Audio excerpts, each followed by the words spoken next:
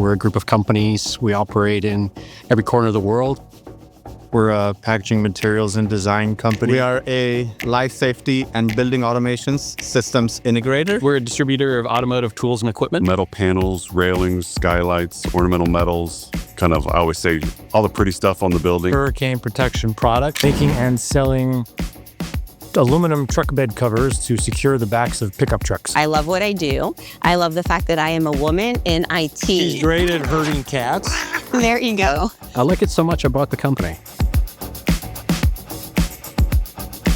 Well, the main thing for any business to be successful is to have a single pane of glass and one set of truth and data that they can act upon.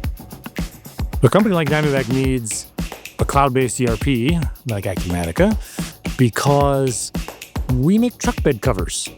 We don't professionally maintain servers. What makes a business be successful? What do you need to make a business be successful? Happy people, of course. Yeah, so we started with Acumatica from day one with 3 people, and 10 years later today, we have just under 300 people. It offered, hands down, the best combination of usability and user-friendliness, Easily customizable. integratability with other systems, And it's on every device. good support, good implementation, and a good durable status in the market. Like they weren't going anywhere. We're accessing Acumatica from basically everywhere. Acumatica is my favorite ERP. We have to adapt.